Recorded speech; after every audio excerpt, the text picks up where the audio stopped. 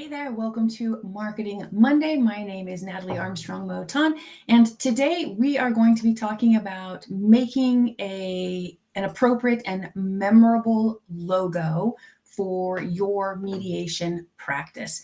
When we're establishing our mediation practices, branding is one of those things that I think often goes overlooked. However, your logo, in my opinion, is really one of those critical components of your professional identity. And it serves as your first point of contact frequently when communicating reliably with professionalism and clarity to your potential clients.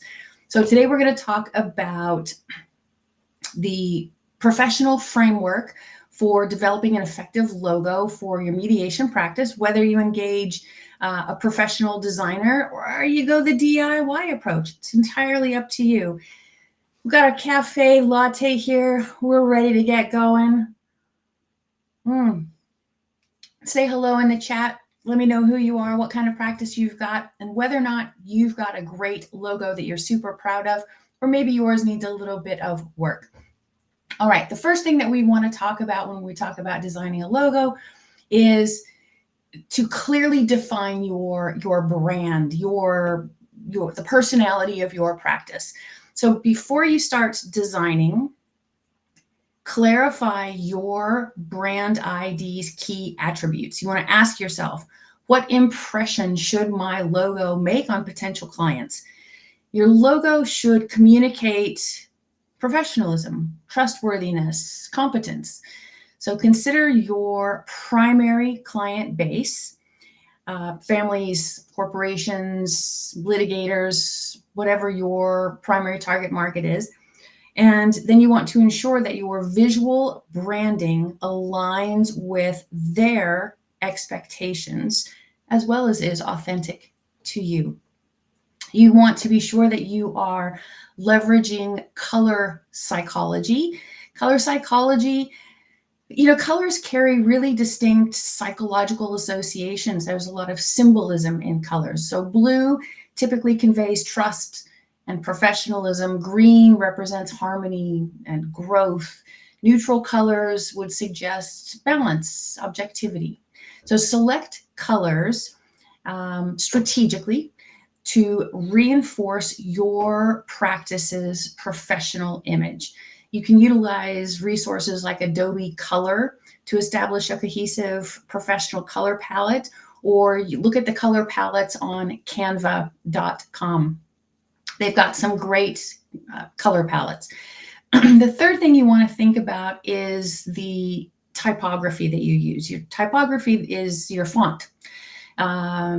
It really does impact perception, whether we recognize it as we read and look at things or not. It does make a difference. Serif fonts, those fonts that have the little tails coming off of the letters, those are fonts like Times New Roman or Garamond, and those reflect tradition, reliability.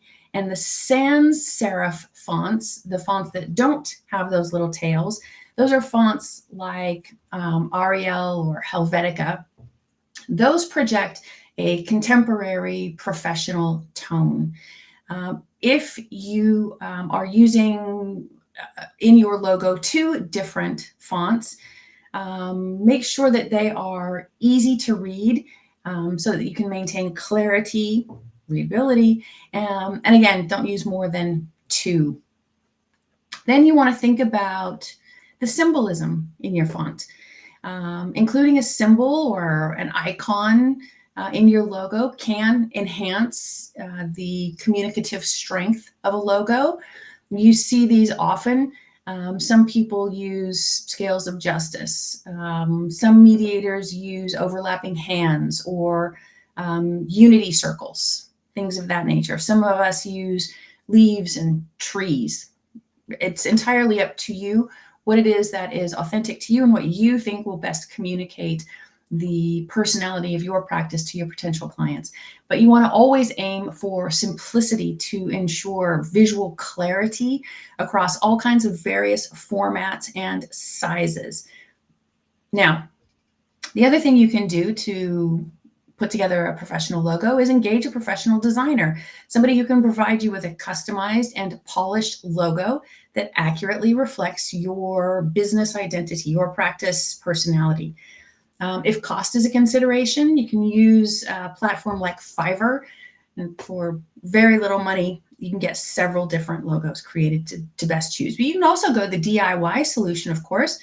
There are lots of platforms. You can use an AI platform like ChatGPT for image design, but you can use canva.com.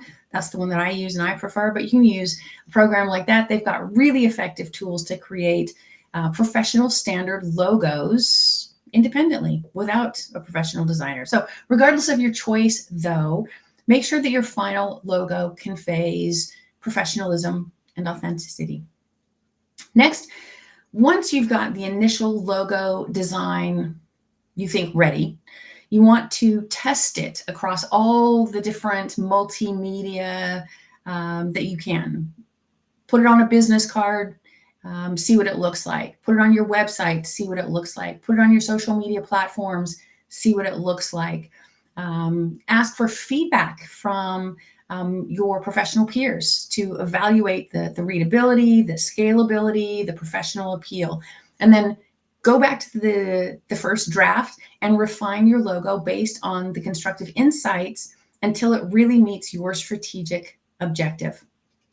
Next, you want to be sure that your completed logo should be versatile and it should be usable in multiple contexts.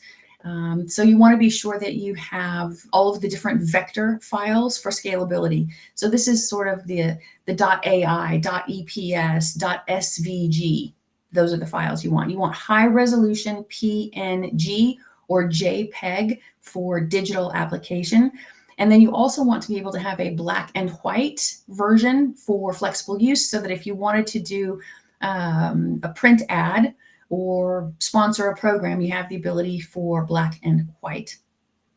And then your logo needs to have some brand consistency.